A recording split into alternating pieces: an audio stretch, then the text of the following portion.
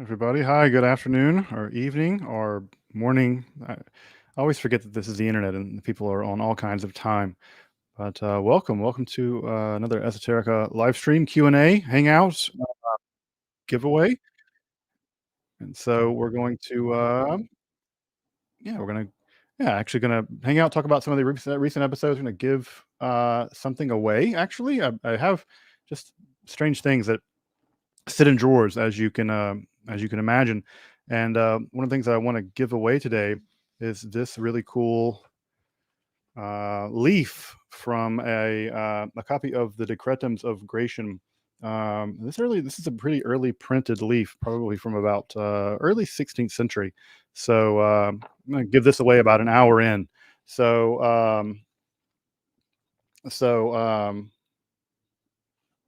Yeah, so I'm going to be giving this away. Sorry, I just got a message. But yeah, I'm going to give this away about somewhere about an hour in, announcing a little, I don't know, contest or raffle or something. Yeah, hang out for that. But it's been a exciting couple of weeks on the channel. We've got a lot of stuff. Yeah, got a lot of stuff done. Let me just see here, kind of what we've been covering the past couple of weeks.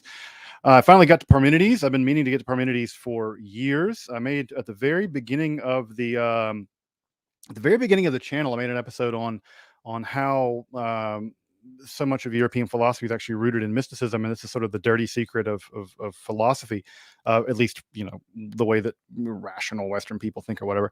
And so really, because that was really focusing on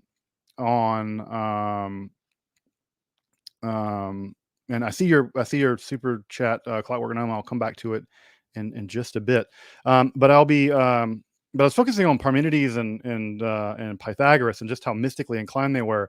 But I didn't really get to dive into Parmenides the way that I want to. And there's really nothing to dive into hardly with Pythagoras. There's just so little. There's so little of what he wrote remaining. But Parmenides is always one of these characters that I've always come back to over and over and over again. That at least that first section on truth, and it's one of those. I don't know what's the right word for the. It's one of those texts where, when I think about it long enough, I begin to think that it makes sense. I begin to think like, hold on, there's something to this, and I do think there's something to it. Although I think the way he puts it is wrong. I think his argument's actually unsound, and also, sorry if there's a background noise. We're having a bit of a warm day here in Michigan, and there's no air conditioning in this old house that I live in. But I should be very careful not to complain about being hot, because there are people in this country who are really dealing with extreme heat. So I won't say that, but it is humid and gross. But so I'm sorry if there's a background noise as I'm streaming here. But I don't know. I've come back to Parmenides over and over again because I get the intuition that something he's saying there is right. I think that Parmenides gets something very, very correct about that. But I think the way he forms it is wrong. I think his argument's unsound. In fact, I showed it was unsound in the episode. If you had the chance to look at the formalization, and it's sort of a rough and ready formalization. I wouldn't stand by. I wouldn't die on the hill of that formalization, to be sure.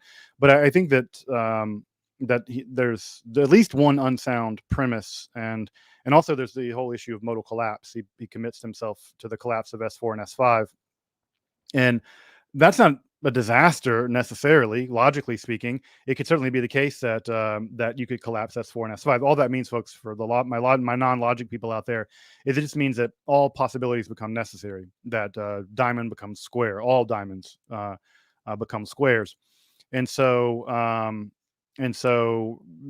depending on how you want to cash that out, that's a problem. Also, for folks who are also my logic people who are in the chat, who are watching, for folks who are interested in that problem, this happens in Parmenides, and it also happens in basically any argument that involves necessary beings. What's also interesting about that modal collapse, almost the same modal collapse that Parmenides commits himself to, that also happens in Gödel's ontological argument, his modal ontological argument for the existence of God. So Gödel's modal ontological argument for the existence of God, which is a mouthful, also is sound. It's valid, rather. It's valid. It might be sound, but if it is sound, it commits modal collapse too. So it seems like the price that you pay for getting a necessary being, or for there being just being, in the case of Parmenides, is it seems like what you end up getting is you end up with modal collapse, and that's depending on how you chop your logic up, depending on what you're committed to ontologically, Modal collapse is not a good thing. I don't think it's a good thing. I think typically that when you commit modal collapse, it's the same in physics. When you get infinity, something's going wrong. Typically, when you get modal collapses in logic, something's typically going wrong. But if you're okay with like something like a hard determinism, like really hard determinism, then you shouldn't mind modal collapse at all. But many people see it as a bug, not a feature. But at any rate, the thing on Parmenides is really interesting. Um, and I'll say one more thing about that before I move on to something else. And this is the thing I was talking, I think, to Zevi when we were in Amsterdam, and sort of airing our dark and dirty secrets about what we really believe metaphysically or whatever, or what our metaphysical hunches are. And one of my metaphysical hunches, which I don't have any proof for, it will be hard to get proof for it, is, and this, you know, shows how exotic my materialism is, because I am a materialist, but although I'm quite interested in pretty exotic materialisms, um, but um, but what I'm fairly confident that Parmenides gets right is that when he says that thinking and being are the same thing. I think that that's true. I think that intelligibility, that the universe is intelligible at all, probably indicates to me that that thought is an extension of the materiality of reality, and that thought is actually concrete in sort of the Hegelian Parmenidean sense. But it's not that thought is being. That's definitely not what Parmenides believed, and it's certainly not what I believe. But that thought is actually material. An extremely radical position um, in there. So I think that Parmenides is really radical in that way, and radical in a way that I can get down with. But at any rate, that's Parmenides. Um, the other episode that we I got to get into, which was a lot of fun, was really exploring Nagamati 6, which Codex 6, as what I've argued on many occasions, but never spelled out the argument, that it is an extremely exotic text, even the Nagamati library, rather unusual. And I sort of went in this rabbit hole, because you can imagine my life is mostly rabbit holes. Um, and I went down this rabbit hole primarily because when I was doing the roundtable with Wouter Hanegraaff, one of the arguments that I made was that Corpus Hermeticum, as a sort of traveling document with other documents, we have to look at the documents that it travels with to understand how it was received and what we mean by Hermeticism or Hermetica or Hermetic or whatever. And one of the places that I pointed out was just how unusual Corpus Hermeticum, and rather Nakamati Volume 6, Codex 6, which we call it Codex 6. It doesn't, historically, it wasn't called that. We don't even know that they even thought of them as unique. But it is interesting those texts are all rather unusual. And I think I made a pretty good case that we should look at them as being rather unusual in the context of the Nagamati library, and that reading Codex 6 cover to cover is a very different experience than reading just, for instance, the Hermetic stuff, or just whatever, the Plato, or um, that kind of stuff. So this is really interesting, I think. And it was a fun episode to make, because it's very rare that we read an entire codex of the Nagamati library cover to cover and really look at the materiality of it. And it was a lot of fun to actually try to get myself into the headspace of someone picking that up in the 4th century and reading it cover to cover and thinking to myself, why bind these books together? What makes sense to bind these together in the way that they are? And so that was a lot of fun to do that episode, to really get into the headspace of maybe someone from the 4th century and their philosophical concerns. And then lastly, what's the last thing in the cycle that we worked on after the last oh, the Lilith stuff. Yeah, we got to focus a little bit on some of the necromancy, the exorcism to necromancy pipeline, as I called it, and I got to translate the Mirror of Lilith, which was or Belith. I really don't think it was about Lilith at all. I don't think that mirror has the least bit to do with Lilith, but it was a lot of fun to translate it, and it was fun to work a little bit with Dana Trell on on the translation, just how garbled some of the Latin is, you really get an appreciation for people like Cicero or Seneca when you have to work through some of this garbled medieval Latin. And man, that stuff was bad Latin, relatively evil Latin. And But it was a lot of fun to translate.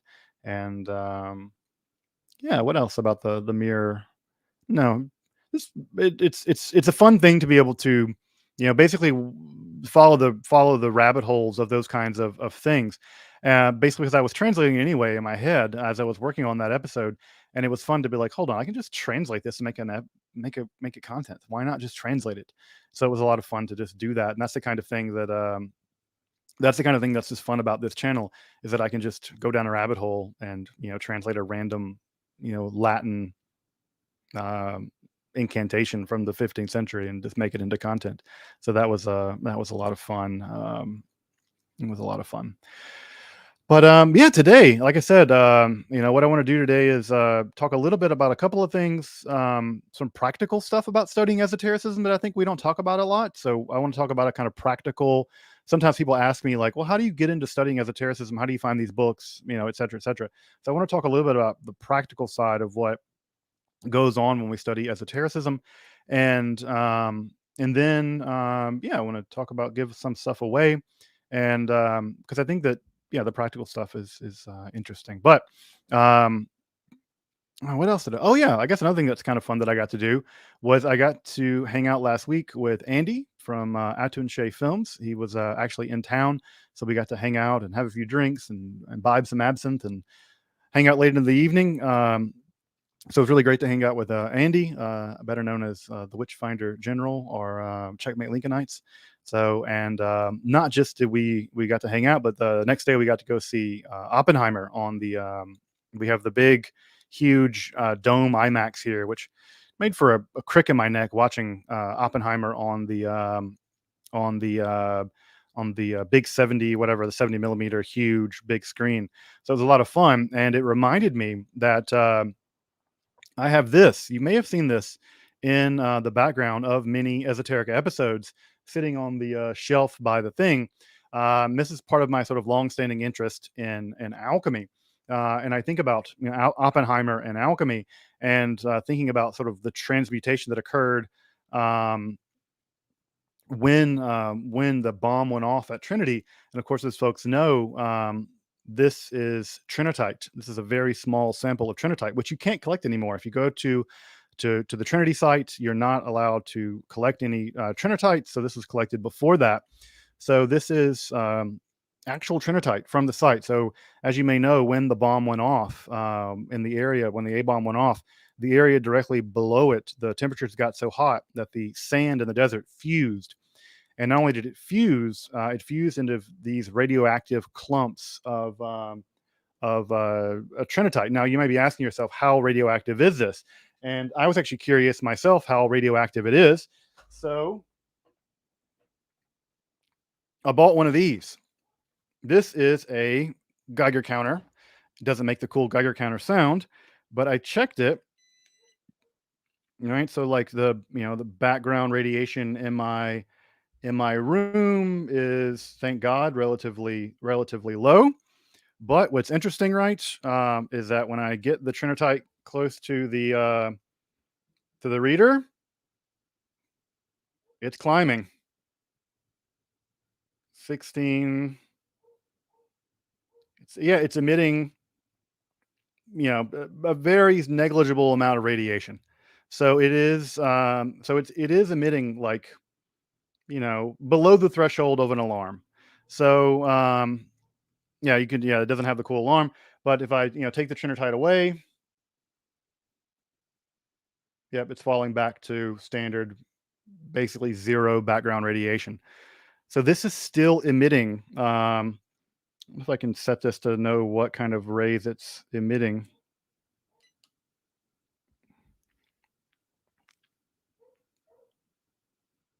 Yeah, beta and gamma rays. Yeah, so there is, like, it is legit emitting very, very small amounts of radiation. So now you're asking yourself, how dangerous is having this trinitite? like close to my face or my brain. Very, very small. It's certainly more radioactive than the radium that you might find in a in a in a and like a smoke detector, something like that. The ones that still use radium back to the day. But I think this probably would only be dangerous if I were to swallow it, which I'm not going to do. I'm not going to eat trinitite. That's like more stupid than the pod challenge. No, the pod challenge is more stupid than the trinitite challenge. But you can just sprinkle this on your food for a little bit of like radiation. Oh, hey, Angela. Angela is in the chat, folks. Evangelist Symposium. You definitely got to go subscribe to her channel. Just great stuff. But at any rate, so I was I'm going to open this up. So I'm going to hold any of it. Yeah, I'm going to close that back up. I mean, not that the radiation is going to come out more with it being open, but I'm not going to handle it. But at any rate, that's alchemy, folks. Oppenheimer's alchemy, right? That is real Oppenheimerian alchemy. Like, he should name himself Paracelsus, better than Paracelsus, because he was able to forge a whole new thing, radioactive glass in the desert. So yeah, next time you watch an episode of Esoterica, in the background, next to my Hessian crucibles, which are actually real Hessian crucibles used for alchemy way back in the day, or at least for assaying or something, there's a little bit of actual alchemy sitting in the background. And yeah, I even checked it with the Geiger counter. But again, just a little bit of beta and gamma rays. Not a big deal. But at any rate, that's my Oppenheimer story. All right, folks. Let me take a couple questions because I saw some in the chat, and I want to get some. I'm going to get those before. Thanks, folks, for the. Please don't turn into the Hulk. I would like to turn into the Hulk a little bit. I actually just got back from the gym right before I came on the live stream, and I saw Eccentric Tripper. You were mentioning the Mishima episode. I keep threatening to make. I'm looking at Toyota Tetsu right there, Sun and Steel, and yeah, that is an episode I really want to make. And I was actually at the gym doing the most Mishima thing ever, right? Just being in my body and picking up heavy things and dwelling on the absolute truth of physicality, as Mishima was wont to do. And it reminded me of Sun and Steel, and I do want to come back and make that episode pretty soon. So yeah, Mishima, I got Mishima on the mind. So that is coming. All right. But yes, it's Angela, folks. Go subscribe to Angela's Symposium if you're not already. Angela does fantastic work. Definitely just a fantastic scholar, lovely person. It was great to hang out with her, especially if you're interested in paganism and more contemporary stuff that I don't focus on because I don't have expertise in that area. Certainly Angela does, and your life is better if you subscribe to her content. I did Solomonic magic thanks to your help. Thoughts on Stephen Skinner? I don't know much about Dr. Skinner personally. I appreciate his work. I've used his work. I've consulted his work on many occasions. He does great work. I think Dr. Skinner is a great example of what I will call a scholar practitioner, someone who's able to do very scholarly work, but also is a committed practitioner of the occult. And in that way, it's very admirable that a person can combine those interests in two ways. I'm looking forward to his. I think he has a new Trithemius work coming out pretty soon that I'm looking forward to getting my hands on. I've worked through that text in Latin, and that's a great text. But I appreciate his scholarship, and I appreciate your super chat. Thank you. Thank you, Plastic Bubble, for the super sticker. Super stickers. Also, Kitya, thank you also. Very much appreciate that. Thank you. It's a very generous donation. Yeah, I really appreciate that. That's a nice donation from you. Wasn't Gödel's ontological argument proof debunked by the existence of mass hysteria? I don't think so. Like, in fact, it was recently shown, not recently, but in the 10 years or so ago, it was shown to be valid. So it is valid. I don't think it's sound, but it is valid. If folks have never looked at Gödel's ontological proof for the existence of God, it's worth checking out. when I teach logic, when we get to modality, and after we've gotten to existential predication and stuff, I wrap up basically the end of the first semester of the first year of logic. When I teach intro logic, by working through the Gödel's ontological proof with folks, my students. It's a lot of fun. It's the kind of thing that you can blink and it looks sound, but I don't think it is. Yeah, thank you so much, Old World Georgia. Longtime fan here, a new subscriber. Just want to make sure that can be considered for the giveaway, even though I haven't chat yet. Yeah, thank you. Yeah, I'll talk about the giveaway of this piece of the decretums here in just about an hour or so into the chat or into the live stream. So, but thank you. And that's also, yeah, thank you, Jamila Bakar, for super sticker. It's a cool painting. It's a surrealist looking painting. I think I saw it. Oh, yeah, the Clockwork Gnome. Any questions on the Everard Bonus Kingford Maitland translation of the Hermetica? There's an edition out from Ouroboros Press. Asking earlier because of time conflict. I don't have any thoughts on it. I haven't looked at it, frankly, so I don't know. Yeah, I don't know. I know that there is a new an actual how to say this. There's no reliable edition of the Corpus Hermeticum that exists. Doesn't exist. The Copenhagen is the best, but it's still not a reliable edition because it's not a critical edition. There is a critical edition coming out. One of the things that people often don't know about the Corpus Hermeticum is that the manuscript tradition of the Corpus Hermeticum is botched. It's a very, very corrupt manuscript tradition. And what's happened over the years is that like editorial notes that were made in the margins would often get built back into the text as if they were part of the actual text. And even the Copenhagen edition of the Corpus Hermeticum doesn't slice those out. So even if you're looking at the Copenhagen edition, which is quite critical, it's still not a fully critical edition. And what's going to have to happen is a critical edition is going to come out. There is one coming out. It's being worked on now. I think Christian Bull's working on it. And basically, I'm just going to hold my breath until we actually have a real critical edition of the Corpus Hermeticum. If you've never gotten the chance to look at the manuscripts of the text, some of them are online. It's worth looking at them because you realize just how garbled the text is. The Aesculapius is just a complete mess. It's been long known, even since the Middle Ages, that it's garbled. So, so it's worth just knowing that's true. But I'm looking forward. I haven't looked at this edition, but until a critical edition, actual real critical edition comes out, I'm just going to hold my breath. All right, I think that's all the super chats that I think came out. All right. You just scroll through and make sure that there's other questions.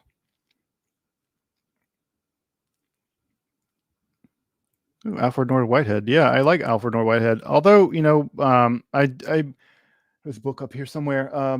Process and Reality. I do like I mean, it's a seductive argument, right? It's a seductive metaphysics. We love the idea that rather than dealing in sort of the old Aristotelian substance metaphysics, we should be dealing with the process metaphysics. And there's something about that feels intuitively right, even when we think about it in the context of contemporary science or something. The problem, and it's just an analytical problem, right, is that if you want to talk about a process, you have to talk about what's in process, and that gutters back out into a substance metaphysics. And so I think that, and I think this is true of Deleuze and when he wants to work on difference of repetition. And so I think that that's the problem, is that process metaphysics presupposes something being in process. And you can't talk about process itself. Maybe you can, and like the way that Deleuze talks about difference itself. But I don't know that you can think process, like absolutely. In the same way, I don't think you can think difference. I think that Deleuze shows basically that you can't. So I find Whitehead's position compelling, and I find his project intellectually interesting. But I feel like part of the reason why I was never accepted either on the continental or really in the analytic positions is because it seems to basically shoehorn in a substance metaphysics of any kind, right? You can have really exotic substance metaphysics.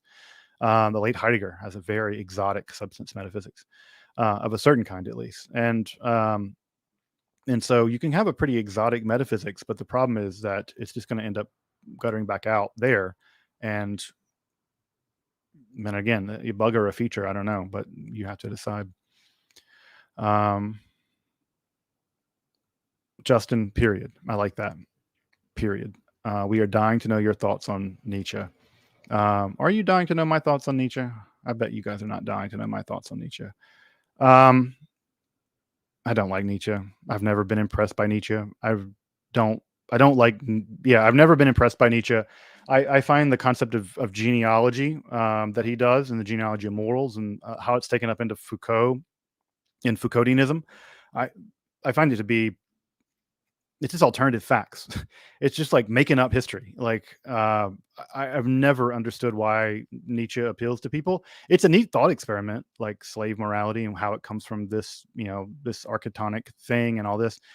I teach him. In fact, I teach genealogy of morals in my intro to logic, or not intro to logic, my intro to ethics class. He's the last person that I get to once we work through all the other stuff, and I teach analytic ethics. So once we work through all the analytic ethics, I come back. We come to Nietzsche at the end, which I guess is a good place to begin or to end. And I find him interesting in that way, that this sort of genealogical historicizing of ethics, but all the Ubermensch stuff, and it's just, I don't have any time for it. I don't. It's good poetry. It's good literature, but it's not good philosophy. And I think it's yielded worse philosophy in the form of Foucauldianism. I don't have much truck with Foucauldianism. I remember having to read Foucault in undergrad and graduate school, and it was just all the rage. All those French people were all the rage, and it was like this sort of fashion. And it really was fashion, and I mean that in the worst sense of the word, like fashion in the sense that it had no intellectual substance. The fashion itself. That's not to say Foucault didn't. He certainly did.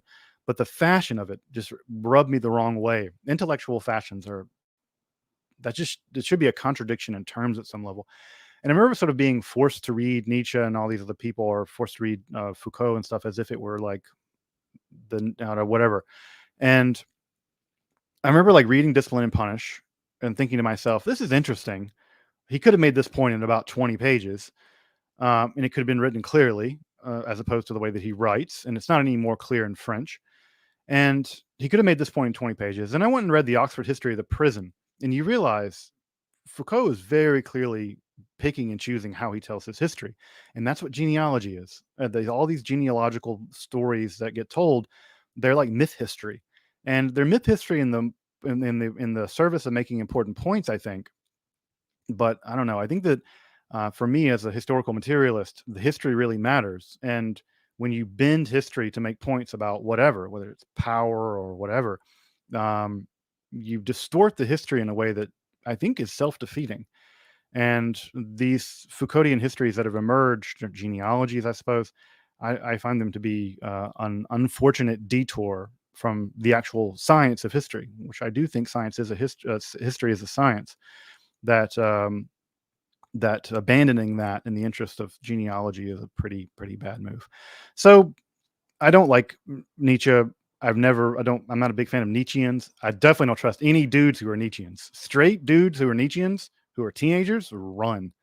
Just, you should have to fill that out there should be like a consent form when you go date someone.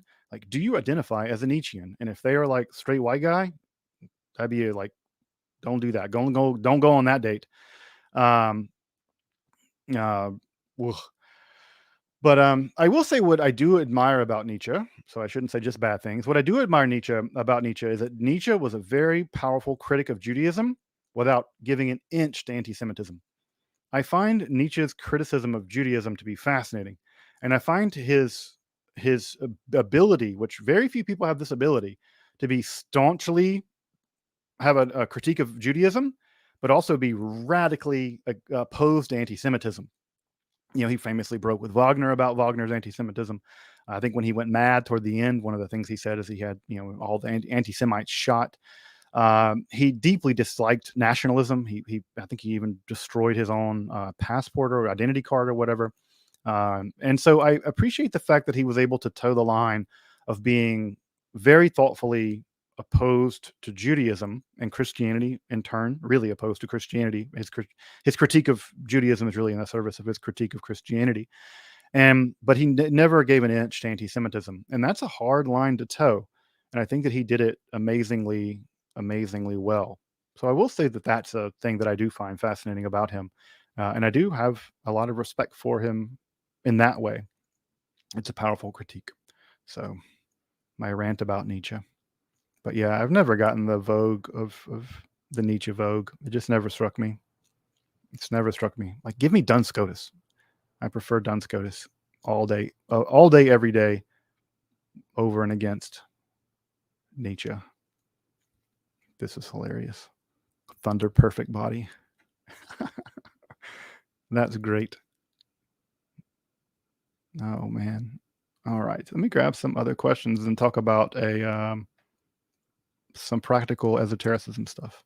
Have I ever had any mystical experiences? Yes, I have. I have. I don't think mystical experiences are veridical for metaphysics. They may be noetic, but they're noetic data. It's just their noetic data would have to be checked against other, but yeah, against solid argumentation. But sure, I've had mystical experiences. I'm not quite sure that the noesis about them is valid or vertical, but sure. Hey, Mark, thank you for the for the for the £5. I appreciate that. Thunder perfect body. That makes a Thunder perfect mind person roll in their grave. Thank you, Dawn. I'm scrolling back down. Yeah, the UFO stuff at Congress. What a complete waste of public resources. Like, of all the things we should be dumping money into to like sort out what's going on, like, yeah, it's just like, I mean, I've looked at that stuff and like it's all just either like parallax failures, like a misunderstanding of parallax, or it's just FLIR anomalies. I mean, there's good analysis on YouTube about the things that they've shown, and they're FLIR anomalies, and parallax problems. Um, I don't know. I guess I don't get the idea. No, I guess I'm very skeptical. It seems to me very, very unlikely that extraterrestrials will ever visit here. I don't think it's physically possible, frankly. Um, I think physics disallows it. And, then people say things like, well, they have different physics or they broke the laws of physics or something like that. I'm like, that's just saying they have magic powers. Like, look, either physics tells us about the way the universe is or it doesn't. And if it tells us, if with the story that physics has told us about the world, which is, again, it has proven to be extraordinarily like affirmed through repeated experimentation, if the story that physics tells us about the universe is correct, then the gulfs of space are basically unbridgeable. Um, no technology that exists or will ever exist um, can do that kind of thing. And also, why would it if if an advanced technology could come here all the way from the gulfs of space, even from like Proxima Centauri, which is the shortest distance? Why would they care about us? Like, we are like the most uninteresting, dangerous apes. I can't even imagine why they would do it. So I don't know. I found like this stuff with the UAP stuff is just a complete waste of taxpayers' resources. And there's absolutely no reason to believe that extraterrestrials have visited this planet, will visit this planet, or we will ever come in contact with them. It seems it seems basically impossible to me. But that may be an unpopular belief. All right.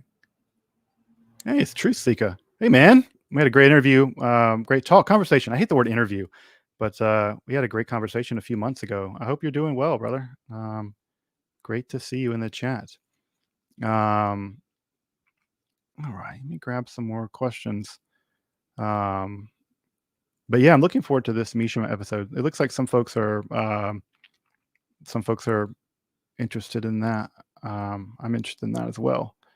All right. Let me scroll down. grab some more thoughts.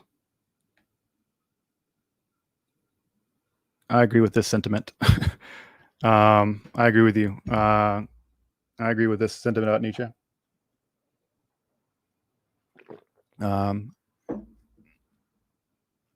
But yeah, Nietzsche stuff. All right, let me scroll down.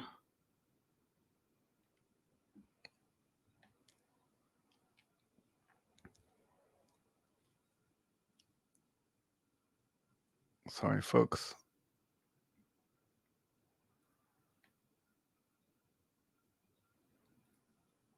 No, he never claimed it was historical. That was the problem.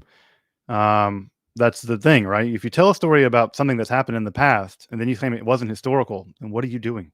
You're just making stuff up. Um, yeah, that's just like making stuff up. And making stuff up is fun. I mean, I like Dungeons and Dragons too, but it's one thing to play Dungeons and Dragons. It's another thing to think you're an elf. And that stuff really confuses people. It deeply confuses people, and I think that it's not bad. You previously said that you're not a fan of phenomenology. I'm not a fan of phenomenology. Is there something in particular you dislike about it?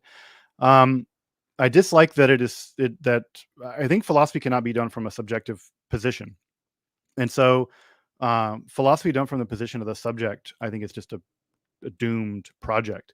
And so, insofar as we begin from the point of view of the subject and work our way out, I think that I don't think that that's a great starting point. I think Husserl's interesting. I think that um, Heidegger is interesting. I think that especially the later Heidegger, after being in time, that he decisively breaks with phenomenology. And I find that break with phenomenology, maintaining some of that being talk from the lectures in like the late 20s and to the mid 30s, uh, during his not so fashionable period. I think that's a great thing, but I dislike the centering of the human subject, of the experiencing subject as a grounds for philosophy. So I tend to think of philosophy much more like an analytic science, and insofar as that, um, human subjectivity, insofar as it has anything to do with it, just corrupts the process of doing it. So um, also, I just like there's something about phenomenology that strikes me as just very navel gazing, just like constantly with the anxiety and all this, and like the existentialism and like it's just like it's so there's something so 20th century narcissistic. Yeah, it becomes very navel gazing, like even sort of the uptake of Kierkegaard and like all this stuff about faith and anxiety and like I don't care about your feelings, like existential angst and despair and I don't know, this stuff just makes me it's just too emo for me. I can't get with that stuff. But again, I teach Sartre. I find him very important. But I think that the shift to that stuff, it just grates on me. And again, even with Levinas, I just can't. The being of the others being other of the others, anguish of the being other. And it's like and you have to add the word face in there randomly. That's just stuff. It makes me crazy. Um, yeah. Not for me. Not for me. Thank you, Paul, for your super chat. Um, I like seeing these because I get to see your icons a little closer up, so I get to see sometimes what people look like, assuming that is you playing the piano, playing the guitar in your picture. Um, um, yeah, my dislike of the alien stuff makes people angry.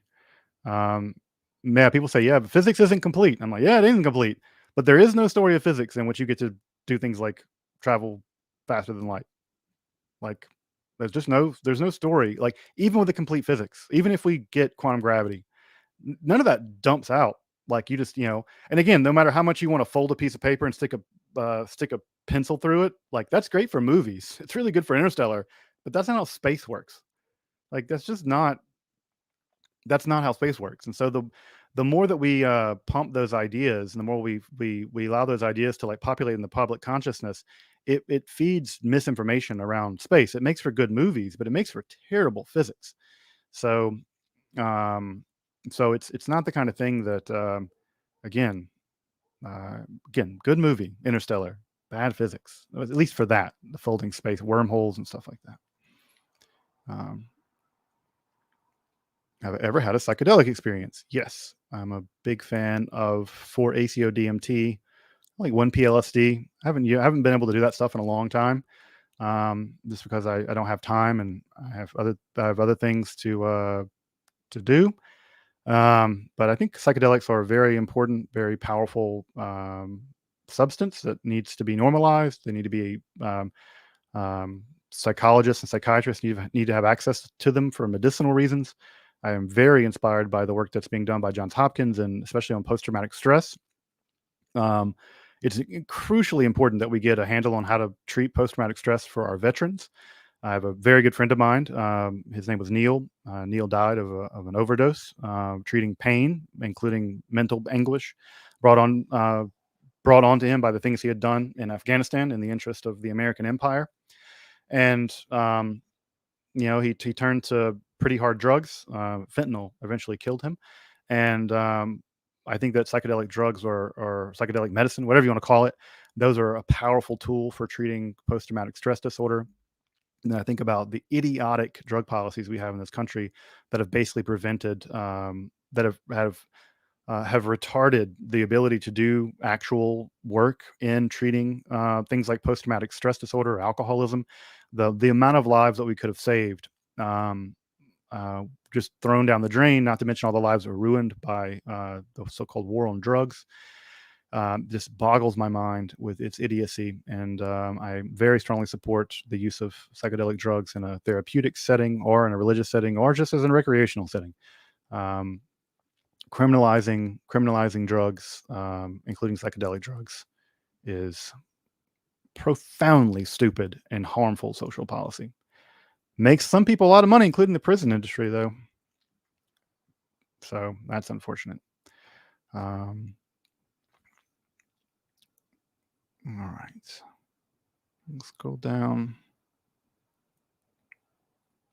What kind of music do you listen to? This kind of music. Like black metal, Baroque music. Been listening to a lot of like Super Nintendo soundtracks recently while I write esoteric episodes. You guys would be surprised to learn how many esoteric episodes have been written to me listening to like Squaresoft themes from like Final Fantasy 3 or 6, I guess is what it's technically known as. But yeah, I like writing to like listen to these kinds of things. Um, let's see.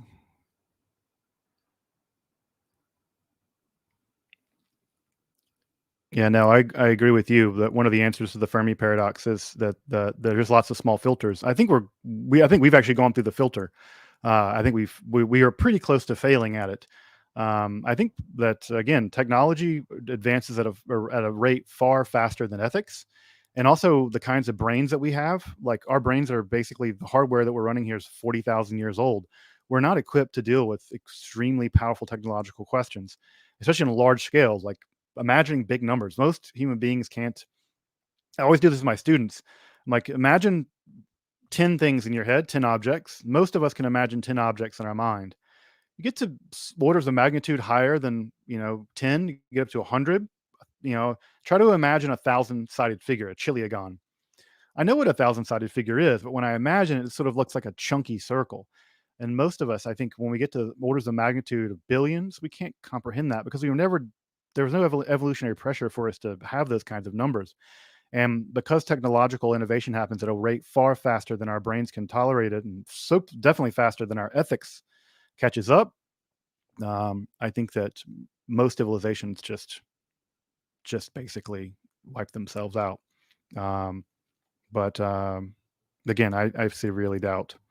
I think there's lots of reasons why we've not been contacted, but I think it's absolutely part of the reason why we've never been contacted is the gulfs of space are too big. The gulfs of space are actually just too big. Um, have I ever read Jung's seminars on Zarathustra? No. I've never read those. Only thing I've ever read are his books on alchemy. Um, and those are pulling teeth, frankly, to get through. But I've never read Jung's seminars on Zarathustra. Jung's a great writer. I really appreciate his writing. I just wish that he was a better historian, but I've never read them.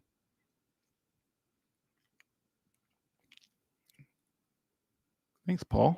Another super sticker. Let's talk a little bit about people really don't like the fact that I don't think that, and that's also a thing I find interesting, is that the emotional reaction of when I say that that basically I don't think aliens have been here, that there's a weird sort of like anger that people have. And what that tells me is that when people respond angrily, is that about the idea that we're alone in the universe, probably, or at least we're alone in this neck of the universe, is that the alien belief is a religious belief. That's what that tells me, is that what they're hearing is me committing blasphemy. And that when I blaspheme and say, that extraterrestrial life probably exists, but probably will never reach us and we will never reach them, there's something blasphemous in that statement. And what's interesting to me about the UFO stuff is that the UFO belief is a religious belief, because there's no physics to support it. In fact, physics seems to show that it's extraordinarily unlikely, not impossible, but very, very unlikely. And so, because there's no physics to support it, and there's a great deal of physics to deny it, the belief can't be grounded in actual science. So it has to be grounded in something else. And what is it grounded on? It's either grounded in an experience of UFOs, which is, again, physics tells us probably it's unlikely, or it's grounded in sort of a religious belief. And I think that those two things are actually the same thing. So I think that when people get angry at me for saying, like, it's the same reason why people got really angry at the Yahweh video. They're like, how dare you historicize our God?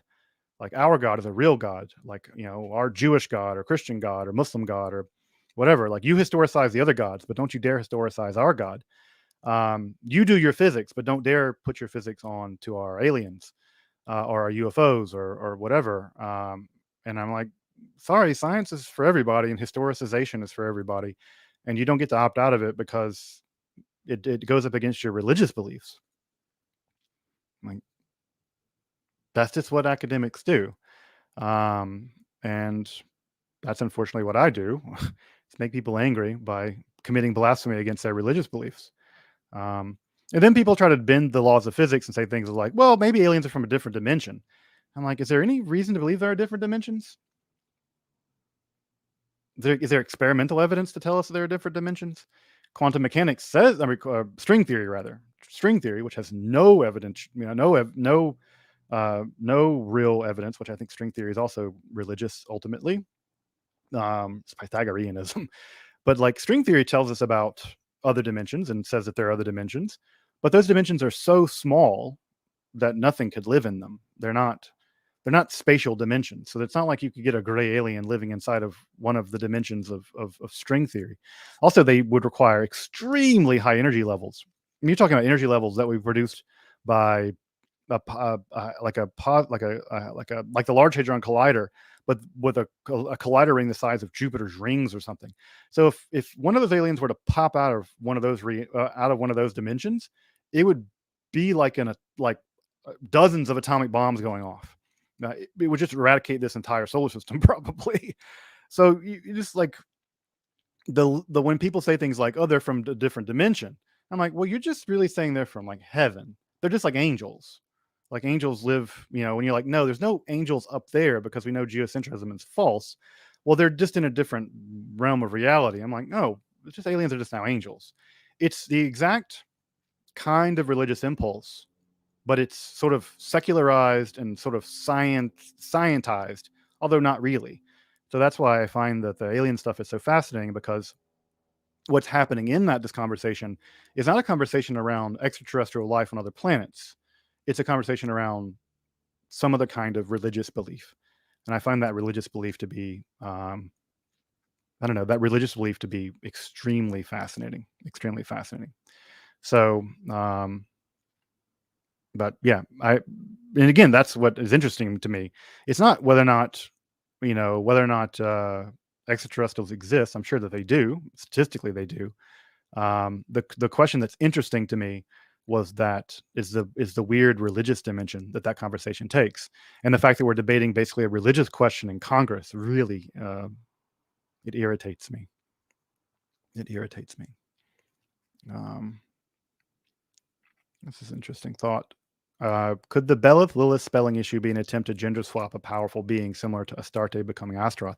I doubt it. I think it's just a misspelling. um, if you look at the hand of the writer of CLM 849, who I think was maybe a student, the handwriting reminds me of a lot of student manuscripts of Aristotle. The spelling is trash. I mean, it's just all over the place.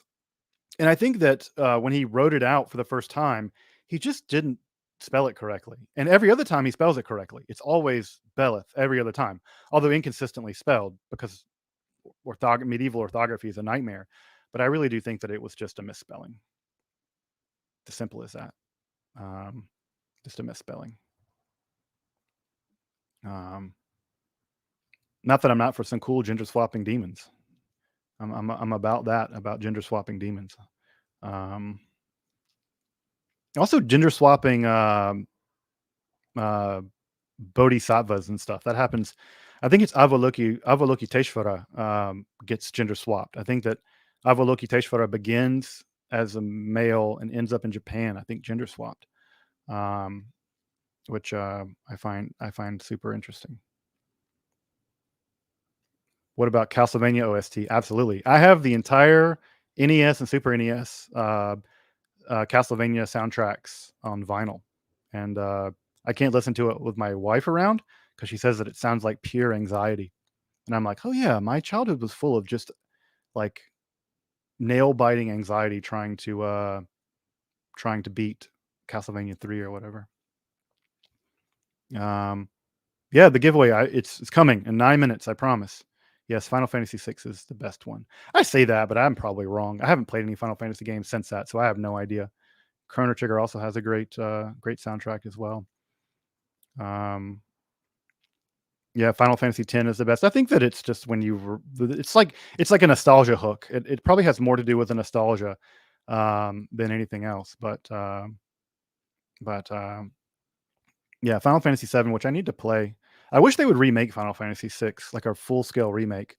I would absolutely play that if I had time, which I don't.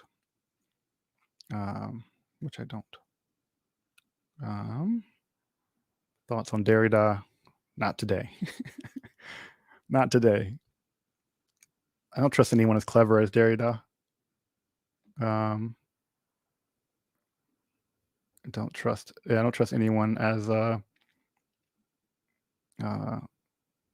Derrida. Yeah. This is an interesting idea. Yes, aliens are a type of apocalyptic religion, like the inevitable Marxist. Absolutely, I've definitely made the argument that classical Marxism is absolutely messianist religion. It's absolutely messianist religion. I think that whenever you talk about inevitability in history, you're engaged in eschatology. You're doing religion. So yeah, I think this is where I get off the train of being a classical Marxist and become an Althusserian, a structural Marxist, and say there's nothing inevitable about anything.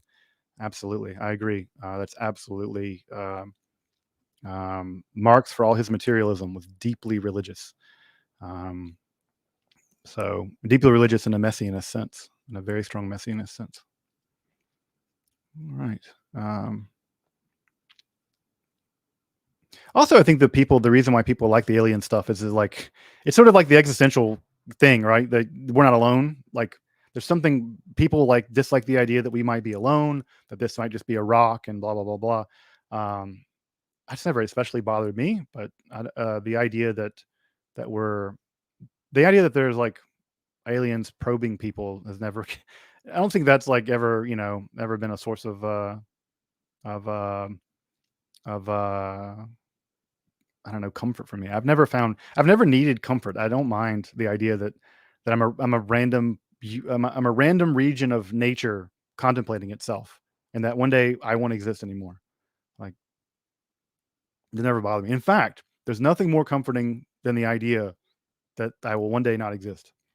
Like sometimes when I'm exhausted or whatever, I take deep comfort in like the inevitability of oblivion. I'm like, man, I'm not in a rush to get there, but there's nothing more comforting than the idea that there will be an infinity of time in 10 to the 100 years from now when the last proton decays, assuming protons decay, there'll be just nothing, a vast sea of vacuum fluctuations. And I think about that moment, the 10 to the 100th year from now, when that last proton decays and there's just vacuum fluctuation, quantum vacuum fluctuation forever. And everything seems like completely at peace. It's like the most like comforting feeling imaginable. It's just like a warm bath.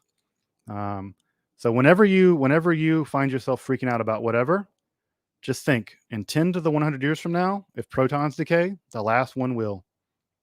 And it's just like the infinite oblivion and silence. Just there's nothing more imaginably beautiful in my mind. Nothing more imaginably beautiful. Through the stars, yeah, through the stars, through struggle. Thank you, per aspera ad astra. Um, there's a great symphonic death metal band that has a great whole symphony about Galileo. One of the tracks on that is what is the name of that? Oh, Haggard. I think it's named Haggard. That has a great whole thing about Galileo. It's like really great symphonic death metal. I'm not really a death metal guy, but that one's pretty good. Symphonic anything is great. Um, all right.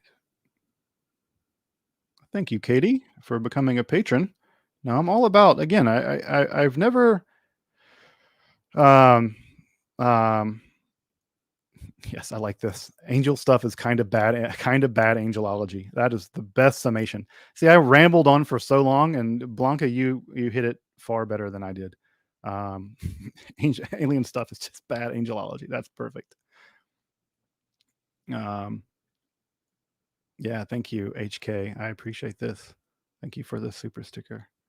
Um, Yeah, I also agree, K18. I agree about nuclear war. That is one thing that I do hope that Oppenheimer does is it recenters the conversation around how bad atomic weapons are, nuclear weapons are, and how much we need to get rid of those weapons immediately. No country, and I'm looking at you, Israel, no country should be allowed to have those weapons.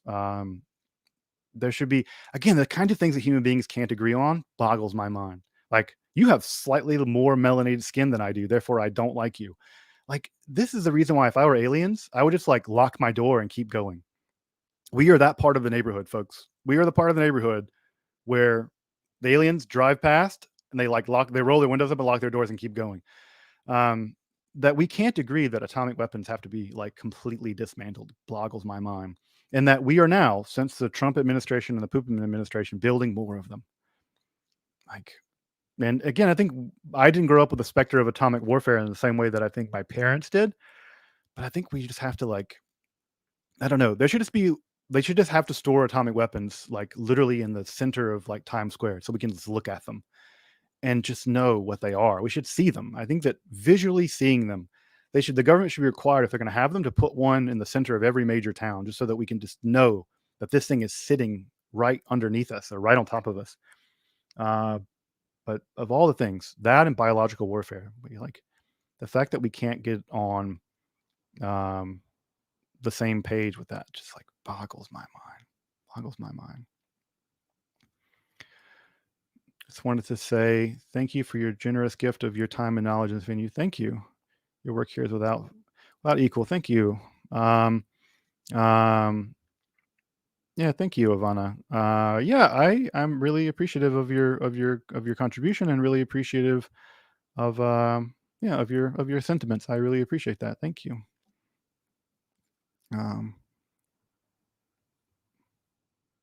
have you ever had an out of body experience or think it's a possibility? Maybe like in a dream state or like on psychedelic drugs, certainly. Maybe in meditation, sometimes I've had what I would consider an out of body experience. Certainly possible. Now, again, experiences aren't veridical; they're just experiences. So I don't think that they're veridical of anything. but I think I've had them. I think I've had them before. I think I've had them, but again, I don't think they mean anything. People have all kinds of experiences that, again, I think that experience is no indicator of reality. It's just experience. But yeah, I think I've had them. Oh, thank you, Mark. Yeah, Avalokiteshvara became Kuan Yin. Thank you. Thank you for getting the correct Chinese name there. I appreciate that. Whoops. All right, what time is it? 1 o'clock. Let's talk about a giveaway, because I like to give away things. I'm a battalion at heart. I know that there are probably some more super thanks. I'll super chats. I'll get down to those in just a moment. Like, I'm a battalion at heart. I'm a base materialist, and part of what I love about being a battalion is that one of the things I love to do is give away stuff. There's something about spending money on something or getting really into something, and there's kind of like a deep well of pleasure that builds up, and that well of pleasure of having is only actually deliverable by giving it away without any idea of whatever. So I want to give something away, but I want to give it away in a way that supports the channel, because I got to keep the lights on. But what I want to give away is this, and also I want to give away other things too. I have lots of things to give away today. So what I want to give away is this. This is a really beautiful copy, a printed work of Decretion. And I'll also say that this was not book broken. I want to make that very clear. I do not believe in breaking books. Book breaking is where you tear an old book apart to get pages to sell them individually. This book came apart, and when I bought it, it was already in tatters and it couldn't be easily rebound. And so this book was already destroyed, basically, when I got this leaf. But I got this leaf pretty early on when I started collecting antiquarian books. But this is a pretty early example of printing from the early 16th century, early 1500s. So it's right after the incunable period. Excuse me, you probably can't see it, but there's a nice watermark right here. And the great layout of the page here with the red and the black type. It's really a beautiful page, I think. It's not terribly interesting. It's actually just from it's medieval canon law. But it does mention the devil, diabolico, right there. So that's kind of cool. You get the devil on there. So it's kind of a neat page because it mentions the devil.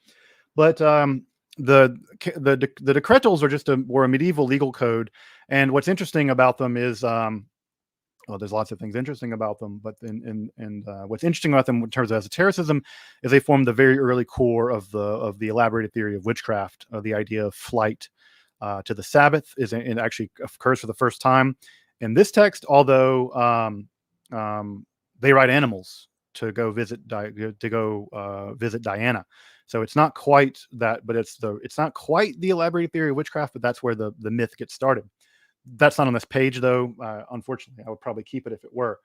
But what I want to do to give this away is this.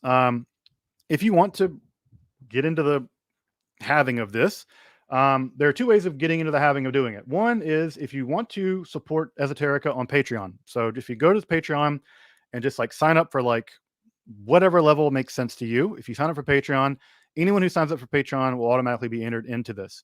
Now, I don't want to make it just so that you have to pay something to do it, or if you pay something. But if you share an Esoterica video on social media, or you just send me a message via my website, I don't care. Just, if you send me a message via my website and just say, hey, I saw the live stream. I want to be in the running for the medieval page. I'm happy to put you in the drawing, and I'll do the drawing sometime, maybe Monday or Sunday evening, and I'll let whoever won know, and I'll get it sent off to you. But it's it's a really beautiful piece of printing. Very early printing, and not just like beautiful, but a really early piece of printing. I think I was checking this out. I think this may have been printed in like 1501. If that's right, that means we're only 2 years into the post-incunable period. So quite a nice piece of printing history. And again, this is a thing for folks who want a piece of printing history, old book history, but can't afford an entire book. This will be just a neat little thing to have on your shelf or on your wall. You can hang it up or frame it or whatever. But yeah, if you want to enter into the contest to get it. Feel free to again go over to Patreon. Just sign up for whatever level. You can cancel in a month or whatever if you want to support, whatever level you want. Again, just to keep the channel going and sort of be a little Patreon drive. But also, again, I don't want a financial barrier to be a barrier of entry.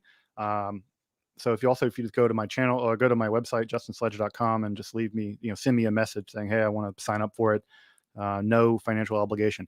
And also, just FYI, not only am I giving this away, this cool page, that'll be the big prize, I suppose, but I also have a lot of books that I need to give away because I have duplicate copies of them. So what you can sign up for is, to give you an example of one of the books I'll be giving away, or a few examples of some books I'll be giving away. I have this wonderful book on torture. If you're interested in the Inquisition, this is a fun one. I have Greek and Roman Necromancy. I have 2 copies of this. This is a great text by Daniel Ogden. So I'll be giving this away. I have G.R.S. Mead's translation of the Pistis Sophia, because I already have now the Brill edition, because I had to buy that from those people. Another copy of Short Pistis Sophia. So what else do I have here? Cicero and the Nature of the Gods. I got the Loeb edition, so I want it in Latin, so I'll be giving away this. What else? Scribes and Scholars, all kind of stuff. A couple of occult books. So what I'll do is, if you sign up for Patreon or whatever, and I'll write you a little note or whatever if you want, to be like, thank you. If you want to get a note from me, I guess. I don't know why you would want that, but maybe you do. But I'll be giving those away as well. So just let me know. Again, you can just sign up for Patreon or if you want to do a PayPal donation, just whatever. If you give some money to the channel, I'll sign you up. And even if you can't or don't want to give money to the channel, just reach out to me via my website, and you can sign up that way. Because again, I don't want this to be a barrier to entry. I think for legal reasons too, I should do that, because otherwise it becomes a raffle, and I think those are illegal. It's like gambling or something. But I have these books, and what I'll do is I'll just take 2 of them, and if your name comes out of the hat once I pull a name out of the hat for the cool decretum, I'll draw a couple more names out of the hat and then send you some books. So you can get some cool books if you want. And I'm happy to write you a note or whatever if you like. So that's the giveaway. I have some books to give away, and I have this cool piece of printing history to give away. Again, just a way of drumming up some support for the channel, for Patreon, or for whatever, and for Patreon or PayPal or whatever, any way you want to throw some cheddar at the channel. You can get some books. Maybe you can get a piece of cool printing from early printing history. I want to start giving away more stuff, because I have neat stuff that I'd like to give away. I'm not going to give away my Trinitite, but I need my Trinitite. But I'd like to give away some books or something. So again, if you're watching this through the weekend, feel free to do that at any point during the weekend. I'll do the drawing sometime Monday morning maybe, and I'll reach out to folks and let you know if you've won. Random books from Justin Sledge about the Pistis Sophia or Cicero or old piece of printing history. So that's the giveaway. Let me grab some of these other super chats, and let's talk about some practical esotericism study stuff. Did I know that there's only one instance of the word plasma in the entire Bible? Interesting. I did not know that. Same with the word golem. The word golem only occurs one time in the whole Hebrew Bible. It's the word for a fetus. I think it occurs in Jeremiah. It's interesting what words appear lots and which words don't appear very much.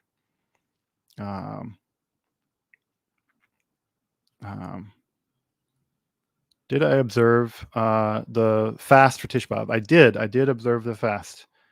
I like fasting. I think fasting is a great technology that is really worth doing more. I think that, I love the idea of fasting periodically throughout the year. So I try to observe most of the fasts. I don't do this fast for Gedalia. I'm whatever. Do I really care that a Babylonian puppet leader was installed and assassinated. I don't really care. So I'm not so big on the fast of Gedalia, but I like a lot of the other fasts. Well, nice, Paul. You'll be leading St. John's Alumni Seminar in Nagamani. Nice, and I'm glad that my Thunder Perfect Mind episode was of some help. That's wonderful. It's always good for me to hear that that the content is useful, that people find it useful, especially in a teaching environment like that. Good luck with your seminar. Much hatzlacha, much success with it, and let me know how it goes. Let me know how it goes. Right.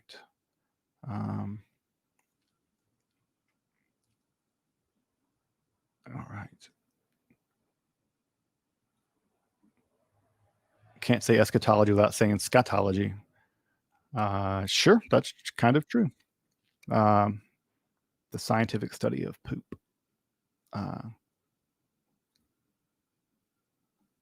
Make a black metal playlist for your channel. I guess I could do that. I don't know. I don't know.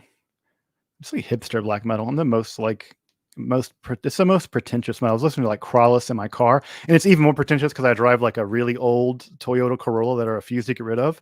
It's like a 2000 Toyota Corolla that's like in bad shape, but I love it and I don't want to get rid of it because I think it's like the best car ever made. Like those 2000 like Civics, Accords, Corollas, some of the best cars ever made in my opinion in terms of reliability. But I don't have a Bluetooth thing. All I have is a tape deck, and like all the bands that I like are so hipsterific that they still release tapes like Black Braid or Crawlus. And so I was listening to like a Crawlus record, a Crawlus tape in my car because I am that much of a hipster that I'm literally driving around in a 2000 Corolla listening to Crawlus tapes. And they are literally tapes. I have Black Braid's new album out on tape, which is awesome, by the way. If you're a black metal fan, Black Braid is fantastic. Native American dude making some pretty good stuff. It's some of the first metal that I've listened to in a while, and been pretty about it. All right. I keep scrolling down. All right.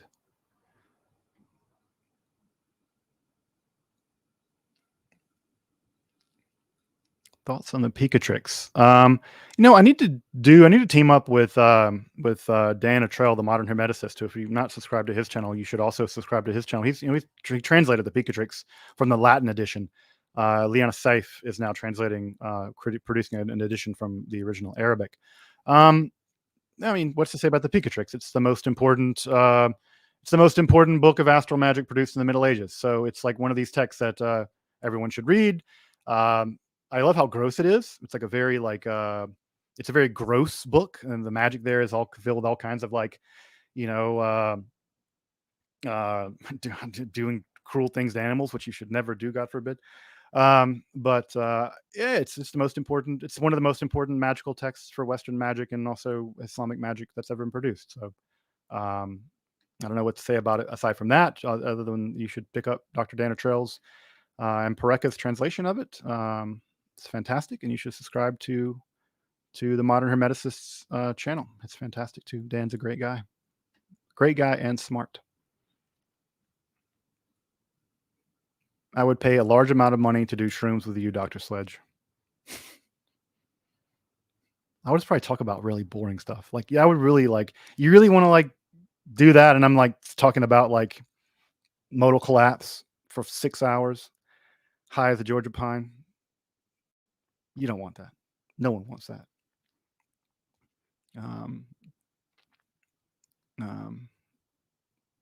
Yeah, take a bunch of mushrooms and think about being.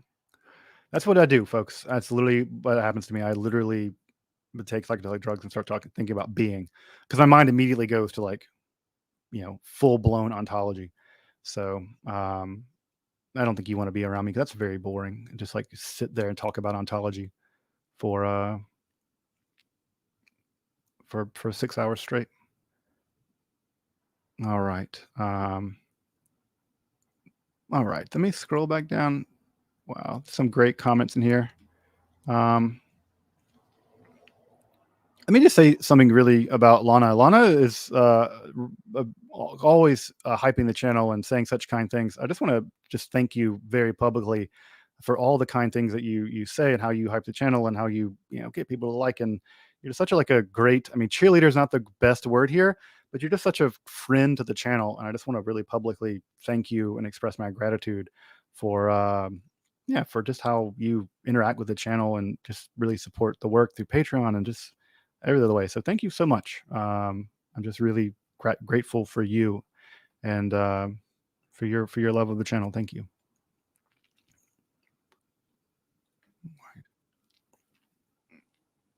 I'm into folk metal.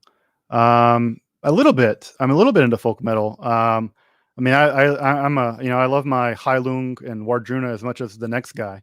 So yeah, I like that kind of Viking-y, you know, they should call it Crawford metal. Although I imagine Jackson Crawford wants nothing to do with it. But yeah, I like Wardruna and Heilung and that kind of stuff.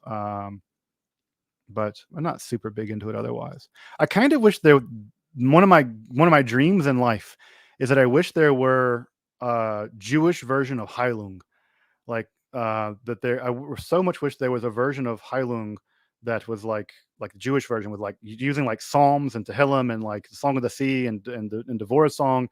There's so much metal content in the Hebrew Bible that there's no reason why they couldn't be like a Heilung version, a Jewish version of Heilung. Um, and so I'm absolutely would love that to exist. Jewish metal or Jewish music in general sucks. It's like the most kumbaya.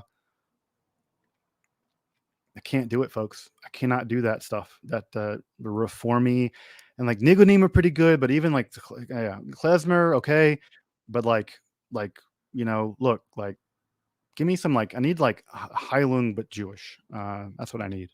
I need that in my life. I would pay for that to exist, but but um but it doesn't exist. So much Jewish music is just so kumbaya, and I'm like, you're talking about how God's voice melts mountains. Like, where's like, why aren't we like blowing shofars and like double bass drums and you know, like if the Kol Hashem can melt a mountain and make the cedars of Lebanon leap, which is we'll sing in that stuff tonight. That's the most metal stuff ever. Like the voice of God melts mountains. Like, why is this not like being screamed at the top of your lungs with a double bass drum in the background? I just don't get it. Jorge, this is a great guy. I got to hang out with this fine gentleman a few months ago now in Utah. Also, longtime supporter of the channel. Just an upstanding, awesome dude. Thank you, brother. Thank you, brother, for supporting the channel. Oh, Fintroll. No, yeah, I do listen to Fintroll. I'm all about any kind of music that's just about like trolls eating Christians. um, this is something hilarious about that. I mean, I think trolls should eat Jews and Muslims as well. They should eat it. I would be. I'm an equal opportunity troll eating person. But I love like yeah, Fintroll's hilarious fun. It's so ridiculous. Um, yeah, it's so ridiculous. But yeah, I like it. I can get down with some Fintroll. Um, all right, let's talk a little bit about. I think I'm down to the end of.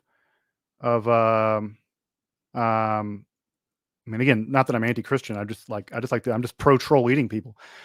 Um, let's talk about some practical stuff, folks. One of the things that one of the questions I get is how do you how do you find out about all these old books? Like, how do you find out about all these, like, Lavater's book on ghosts, or a lot of these weird esoteric books?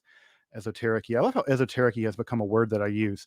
Um, because I don't want, they're not esoteric, but I like this word esoteric.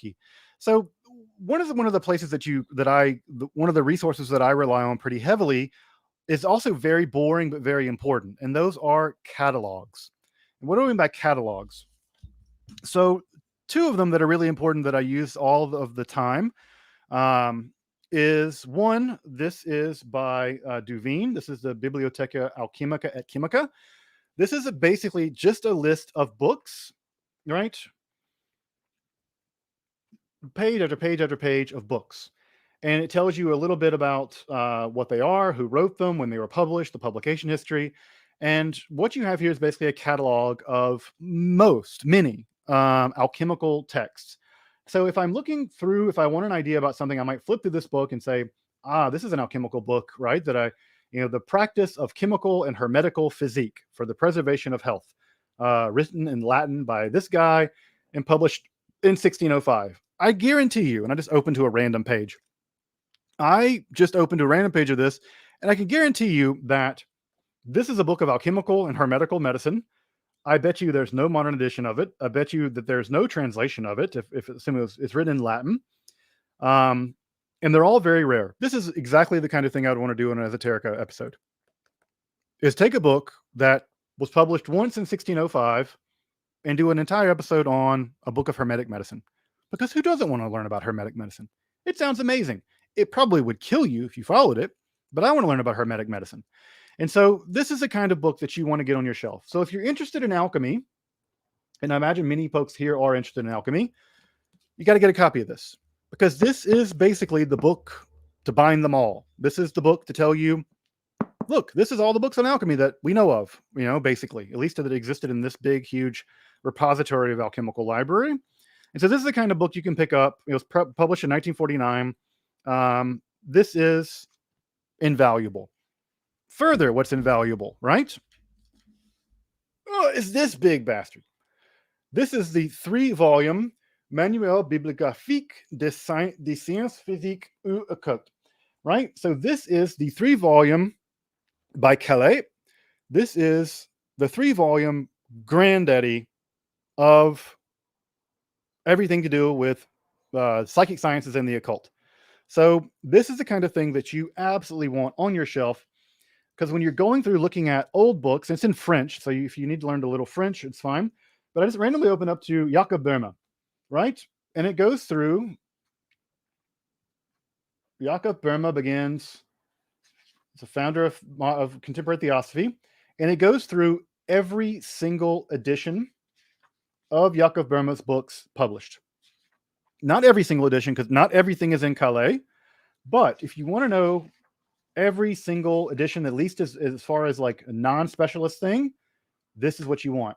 So if you're going to pick the book up, right, you want to go and look at these. You can get these, by the way, this 3-volume set cost me $150. That's not cheap, but if you're serious about getting into esotericism and really wanting to get deep into esotericism, not Amazon esotericism, I'm talking about actual esotericism, real esotericism, like getting into the books, because Amazon and whatever you can find on the internet is a thin layer of Hermetica, or a thin layer of esoterica. And as you can see, when I get down and I drill down. And how do you drill down? These are the kinds of things that you really drill down into when you want to get down into, a text by, flip to a random page. Oh, Athanasius Kircher. Of course, right? You need to know where to find the books about what are all the books that Kircher published, where were they published? And what's great about the Calais is that he includes, again, aside from a lot of the Latin, there's a little brief bibliographic entry here in French that gives you a source of sort of what the book's about. So sometimes, folks, if I'm looking just to make an episode of Esoterica, and I'm just kind of like writer's block, or I don't want to do another episode on, I don't know, Kabbalah or John Dee or something, I'll just flip open one of these books and go, oh, that's funny. I literally opened to the page to Lavater, the ghost book. So this is a resource that you absolutely need to have on your shelf, right? So the 3-volume Calais is absolutely just imperative for you to have on your shelf if you're interested in really deep diving into the study of esotericism. Another thing that is really, really useful as well are auction catalogs. This is a catalog of an auction that was held on the 3rd of April 2003 of just esoteric and occult sciences books, right? Why is auction catalogs important or interesting? They're important or interesting because they give you an idea of the kinds of books that are out there in the wild. They're also cool because they have pictures of the books, and you get a sense of these are the kinds of books that are floating out in the wild in terms of interesting texts. Like here's a book on palmistry. Here's some books on, whatever. You would be surprised of all. Oh, that's interesting. I have this book.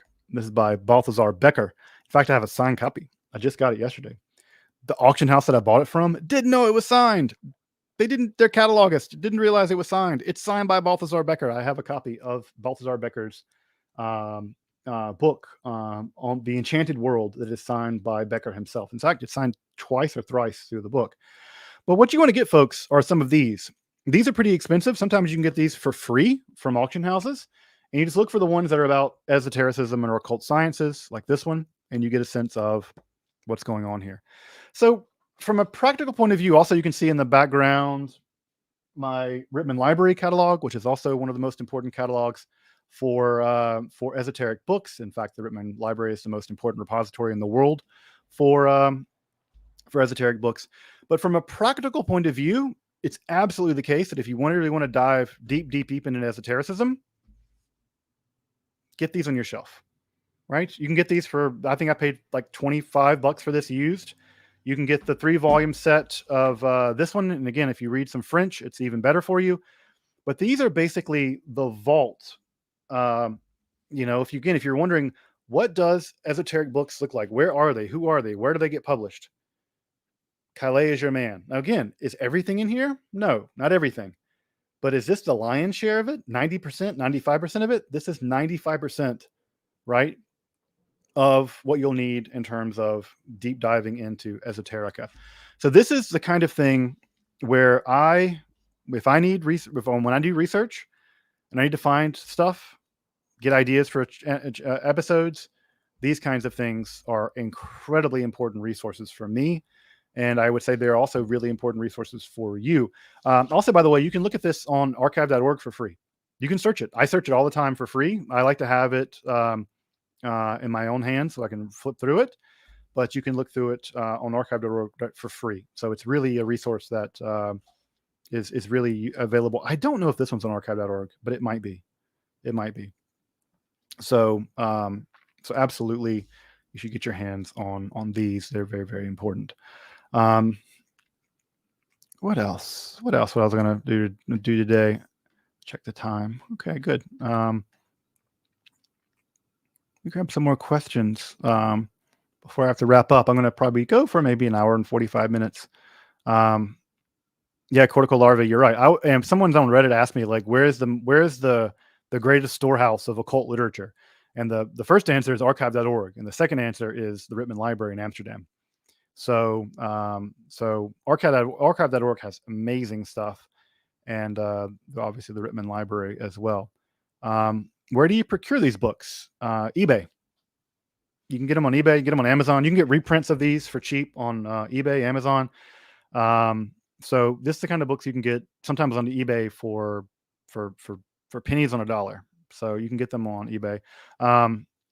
After the live stream, I'll put in the comments the names of the books and where you can get them. But to be sure, if you really want to get into the world of esoterica in a hardcore way, you're not going to be able to do it on Amazon. You're not going to be able to do it on just Google searches. The real deep stuff, like the real underground esotericism stuff, you're going to have to turn to really old sources to get that stuff, like these. So anyway, let me just. So this is the Bibliotheca Alchemica et Chimica by Duveen. This is your go-to one-stop shop for alchemy stuff. And the other, of course, is the Bibliographique des Sciences Physiques et Occultes by, if I can get the light, by Calais. Caillet. So important texts. And again, it's funny because I often run into or talk to people who are interested in esotericism who've never heard of these books. And I'm like, yeah, like this is where the deep stuff really is. And this is where, if you want to get into it, this is where the really deep stuff is really at. So again, very important texts to have. And again, I'll put them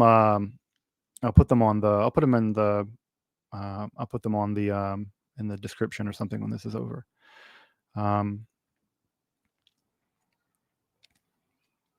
Yeah, this is a great idea. A stream where you show some book finding, buying, follow along. Yeah, I can do that. Yeah, often people ask like, how do I find old books? And I can give you some tips and tricks on how to find some old books. Do I have that Balthazar Becker close by? Yeah, I do. This is when I just got in.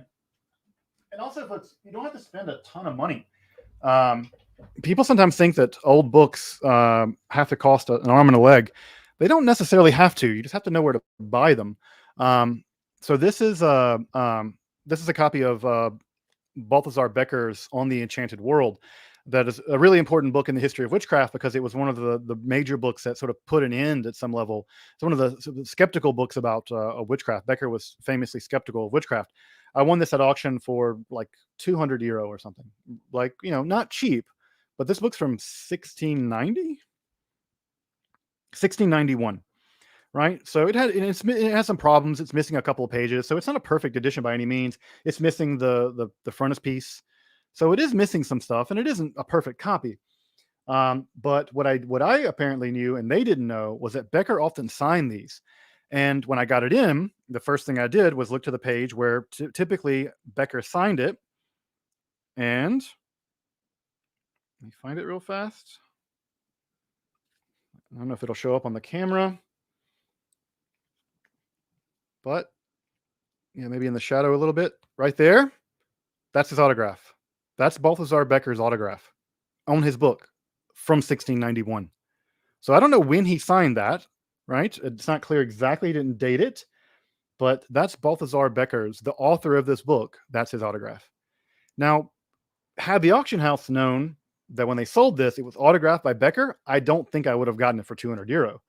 But now that I have it, it's neat. This is a super important book on the history of witchcraft. It did a big part of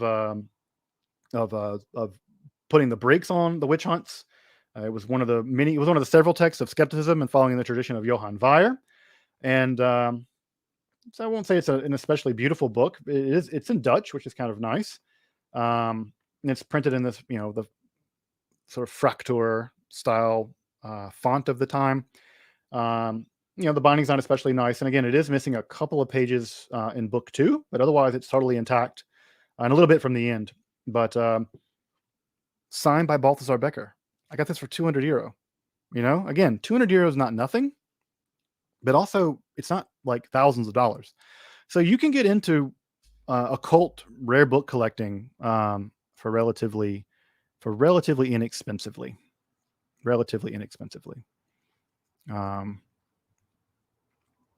Yes, those are go bowls.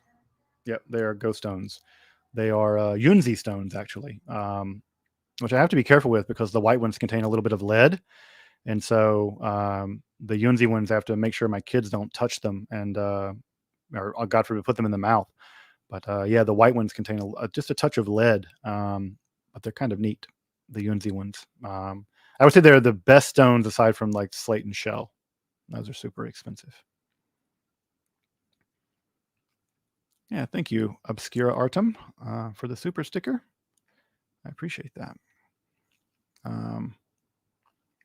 Yeah, Natalie, you should absolutely get these catalogs. Yeah, they're totally worth getting the catalogs, just so to have them. Again, just to have access to them. And again, part of the problem with studying esotericism is often we don't know what we don't know, right? Well, we often don't know what books are out there because we don't have catalogs or we don't look at them. We don't even know they exist. And if you don't know what you don't know, well, that's hard to get a grasp on what's going on in sort of the wider world of esotericism.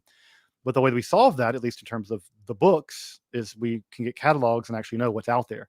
And so, this is what's out there in terms of esotericism, which is pretty useful in that way.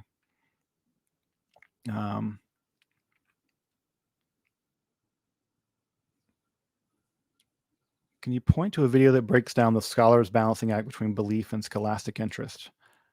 It would be an interesting topic. I don't know a particular video that does that.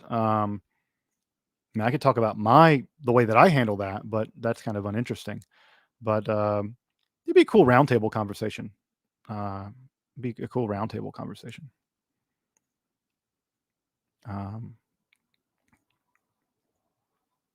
Good to know they signed books 300 years ago. Yeah, it's kind of it's unusual actually. I kind of think maybe Becker was full of himself, but it's a little bit unusual. I have seen the Ninth Gate. It's and I have the Club Dumas in there that I want to read. I've never read it, but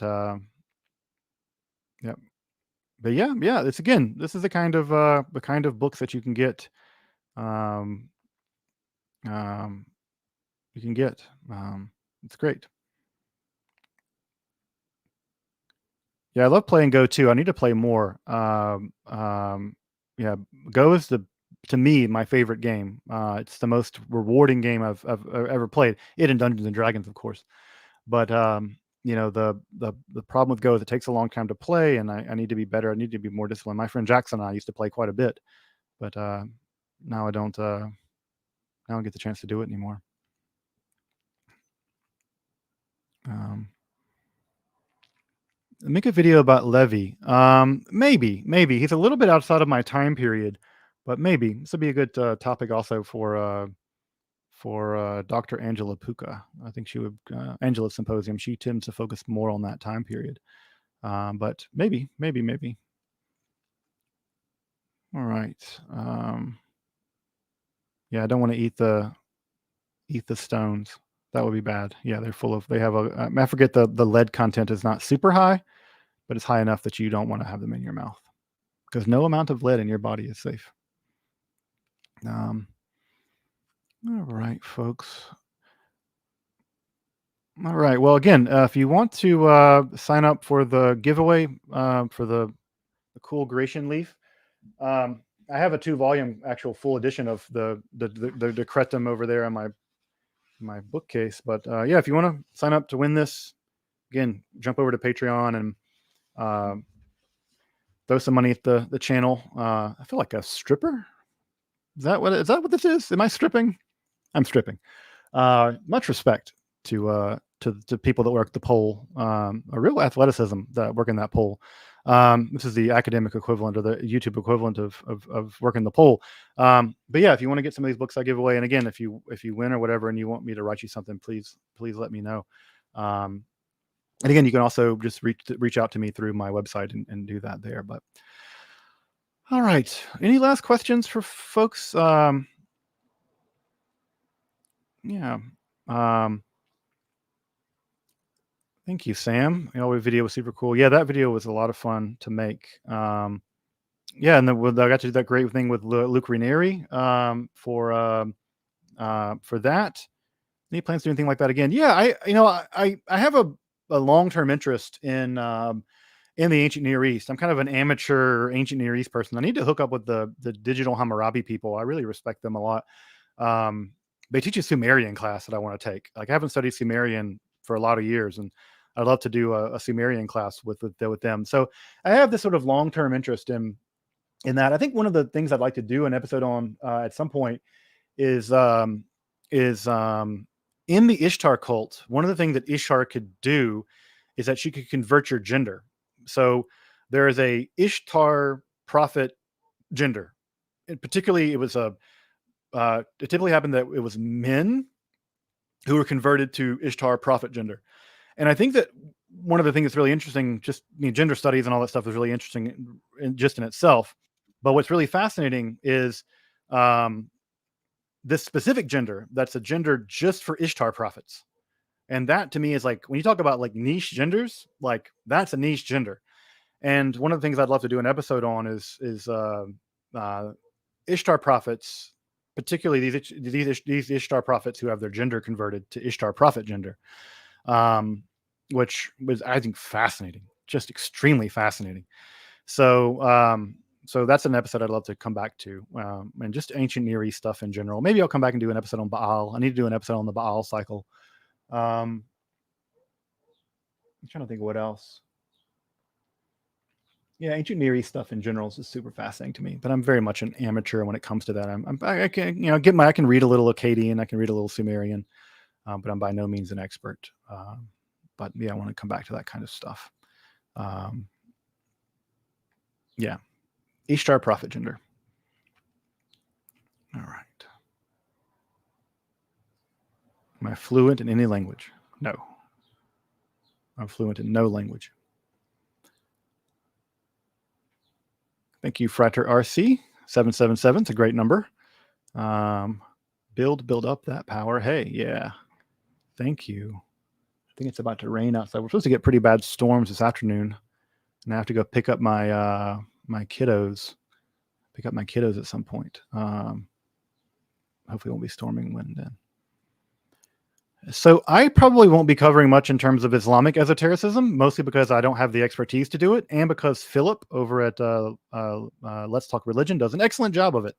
So if you want to get into Islamic esotericism, Philip is your guy. And just to make clear, right, this page was not the result of book breaking. I just want to make that very clear and repeat that again. Book breaking is unethical. I would never engage in book breaking.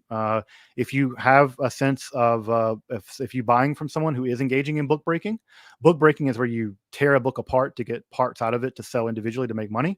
Don't buy from those people. In fact, all ABAA members, people who are part of the American Book Association or whatever, one of the things they commit to is not book breaking, and I'm very much for that. Well, against it rather, very much against book breaking. Yeah, no one should engage in book breaking. And any reputable dealer would never do it. Even the thought of it just like fills me with horror. Why does spoken Akkadian sound so cool? Does it sound cool? Spoken Akkadian? I'm trying to think about if I know anything in Akkadian by heart. No, I don't know anything. I do love the epithet in Akkadian, like "she makes my liver shine," which is one of my favorite phrases from Akkadian. I can't remember the original Akkadian, but I love that phrase. She makes my liver shine. Let's see here. All right. Let me see what time it is. Okay, good. Yeah. I'm not sure. Again, talking about book breaking. I'm not sure this is a term that everyone has ever heard before, but if you ever see leaves of manuscripts for sale on eBay or something, and you want to get them, which again you should, they're beautiful, but you should always ask if they have the result of book breaking, and if they are, you should boycott that. Yeah, the digital Hammurabi people. Yeah, Vishanti, they are great. Josh and Megan, they are great. Like I said, I want to take their Sumerian class when they teach it again. I need to bring them on the channel sometime if they'll come on. That would be great. If folks know them or Patreon supporters or whatever of them, maybe reach out and make a connection. I'd love to talk to Josh and Megan. I'd love to bring them on the channel to talk about old ancient Near East stuff and Bible and Sumerian, all that. That stuff is great. I don't know if you guys can hear the thunder through the mic, but it looks like a storm is rolling in. Let me check the weather real fast. I don't want to get caught out in it.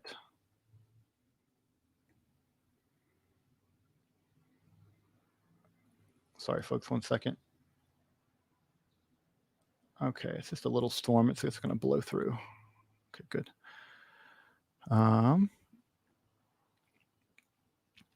Are there resources for translated versions of these books? So the alchemy one is in English and the other one is in French. They've not been translated. At least the French hasn't been translated to English, but the French isn't super hard. Like I took 3 semesters of French, and that's not true. I didn't take French. I had to pass a translation exam in graduate school, and French was one of the options. So I just did a summer study of French where I could get to basically where I could read it. Especially if you have some Latin. French isn't super hard to learn to read. So But also languages are just part of your life if you're going to be doing esotericism. There's not a day that passes that my life isn't seeing German and Latin and Hebrew.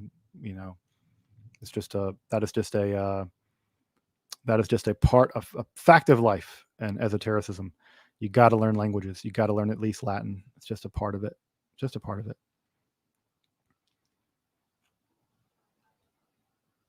Do you think Marxism and Kabbalah could be compatible? No. Don't think so. I think Kabbalah is like you have to be a hardcore metaphysician and all about Orthodox Judaism. Marxism, you got to be all about that materialism and all about that. Don't interpret the world, change it. I don't think they're compatible. Although I will say that there is something true about I don't know. I've often thought that's another thought for another day. Anyway, I'll come back to that. Judaism and Marxism. Well, I think there's some weird, interesting compatibility there. Thoughts on psychoanalysis? I like psychoanalysis. I think it's pseudoscience, but I think it's a helpful pseudoscience. I like it. I think it's interesting, especially Lacanian analysis. I think Lacan to me is peak important nonsense. Something can be useful even if it's not true, and I think that Lacanian analysis is something that is productive, even if I doubt it's true. I do not think the unconscious is structured like a language. Oh, nice. Thank you, Vishanti. Yeah, put Josh in touch with me. I'd love to be in touch with him and work together on something. I appreciate that. Thank you. It's very kind of you.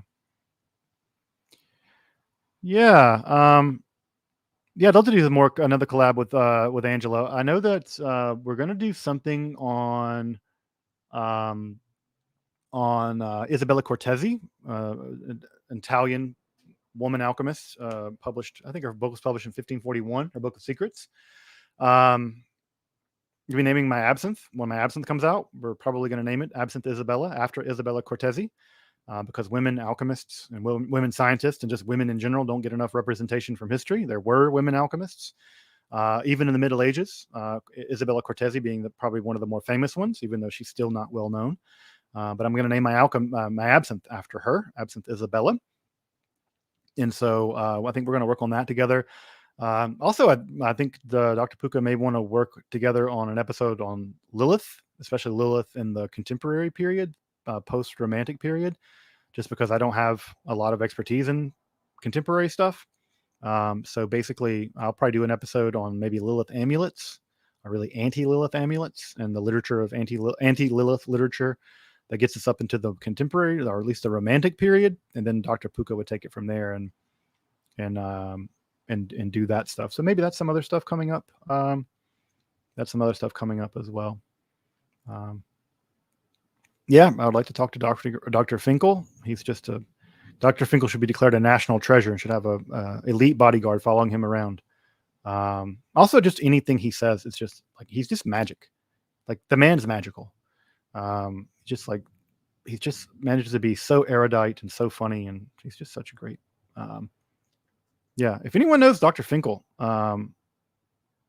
reach out to him, and that would be fantastic.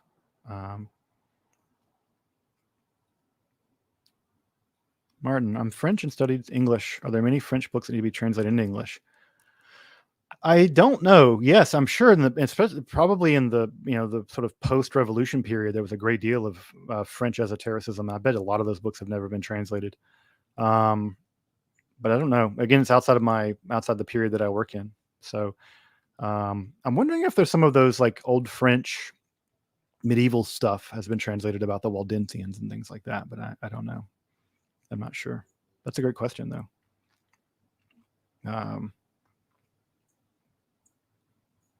No, yeah, Marx had not such great things to say about Jews. Oh, yeah, I mean, like Karl Marx was an anti-Semite. I don't know why Marxists can't own that. Just be like, he was anti-Semite.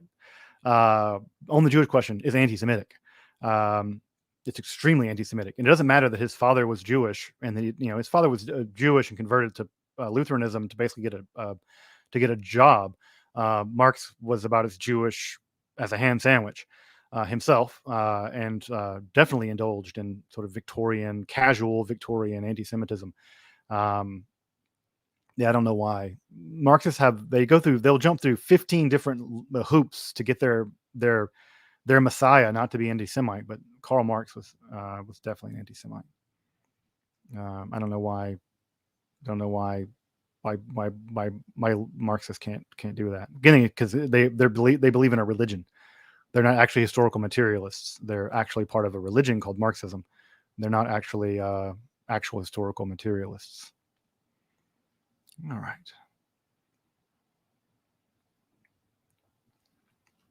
Do you think we're living in a time when we are understanding the true meaning of collective consciousness? I doubt it. I mean, I don't think that there is consciousness. I think that's folk psychology. I'm on like team Churchlands that, oh wow, power flashed. We lost power last week when these storms. Yeah, I don't, yeah, I'm not even sure that there's a such thing as consciousness, much less collective consciousness, much less collective unconsciousness. I'm very much, I'm very much on team Churchlands that, what we call consciousness is basically folk psychology, and that, with a complete neuroscience, we won't talk like that anymore. All right.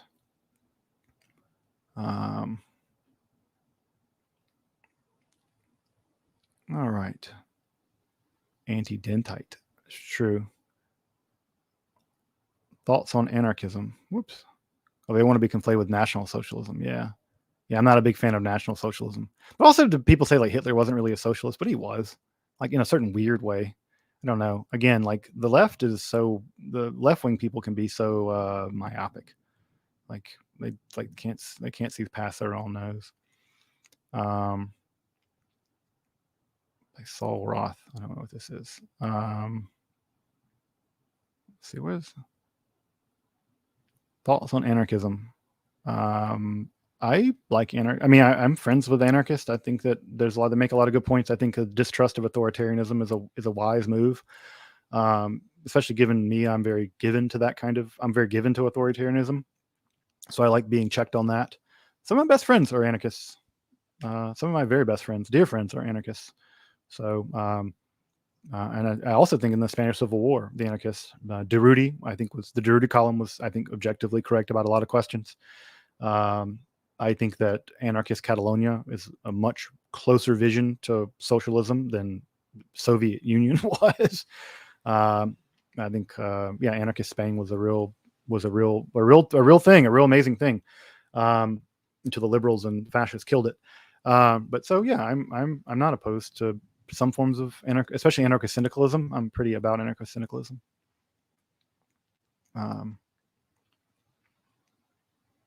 Please cover this Pasquale as related to Gnostics. Yeah, it's a great idea. All right. I'll take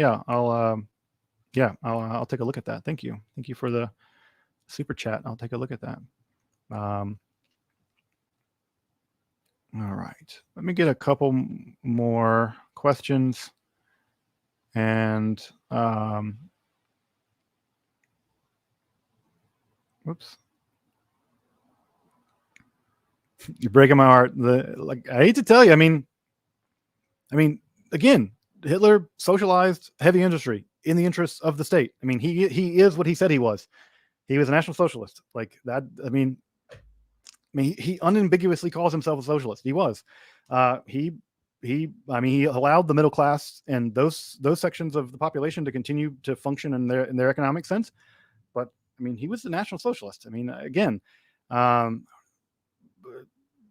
it's an uncomfortable truth, but people have to come to the terms with the fact that socialism is not a ipso facto left-wing position. There can be right-wing reactionary socialisms. I'm absolutely not. I just think that like owning that and being like, yeah, that's a thing, and I don't want reactionary socialism either.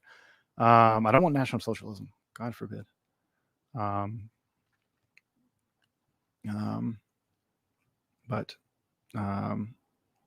But yeah, Mussolini was a socialist before. In fact, yeah, Mussolini was a Marxist before he became Yeah, I agree. This is a sentiment I very much agree with you, Jordan. The proximity of socialism, fascism, social. Yeah, I totally agree. And in fact, look how many Trotskyites become neoconservatives. So look at that pipeline. The Trotskyism to neoconservatism pipeline is absolutely real. And insofar as people can't wrap their head around that, it just boggles my mind. I'm like, yeah, that's a thing that's true. It's there. It needs to be. It needs to be. Needs to be thought about. It needs to be seriously considered as a thing. But yeah. That is certainly a thing. But again, though, I think it's a Freudian thing, right? Leftists can't think that way because it upsets the religious fervor of being pure and true and right and good and blah blah blah blah blah. It's a religious impetus, and the same reason why religious people can't think heresy, but orthodoxy always sits next to heresy. That's the relationship. And insofar as you're going to be orthodox, you sit close to heresy, and the heresy is always, right there at the jugular vein, right there at the jugular vein. You can always tell people who use the word Trotskyite. Yeah. Yeah. Again, again, when talking about religion, there's a whole episode, maybe in May, I'll make an episode on sort of esoteric Marxism. Because I do think that Marxism has a sort of esoteric dimension that's extraordinarily, religious and apocalyptic. And there's that Marxism, despite its protestations to dialectical materialism, often devolves into full-blown religious thinking. And often Marx, when he wanted to illustrate points, would often use like esoteric examples, monsters, or he really loved using examples of monsters to think about esoteric, to think about marketing capital. They're vampires and ghosts and ghouls and all kinds of stuff. So yeah, I'd like to do an episode on sort of the repressed esotericism of Marxism. So yeah, that's an episode I want to make along with the Mishima episode. Yeah, I like the Mishima one. It's also interesting because people like, why would you make an episode about Mishima? He was like a reactionary, blah blah blah blah blah. And I'm like, I don't care. Don't care. Geniuses are geniuses. I zero interest in canceling people. Zero interest in canceling people. If someone has a great idea and someone is like brilliant, if I don't care what position there is, genius is genius, and it's important not to shoot ourselves in the foot by canceling people because we disagree with them. I'm zero interest in doing that. I think that's extremely self-defeating. All right, folks. Yeah, I doubt that I'll do anything on the Thule Society and the Germanic, like Nazi occultism. I don't know. I just don't. Maybe, but probably not. Not anytime soon, at least. Not anytime soon. Yeah, I agree with you, Eccentric Tripper. Mishima was Mishima. I mean, he pissed off the right with his ideas around the emperor, and he pissed off the left by being pro-emperor. So yeah, if you really look at Mishima's politics very carefully, he was a super strange, idiosyncratic guy, and it's unsurprising that he was super strange and idiosyncratic, and it's unsurprising that his political beliefs would be also strange and idiosyncratic. So, so that's just a point of fact. I agree with you. All right, folks. Well, I think I'm going to get going. I've been on here for a couple hours, but I really just want to say thanks.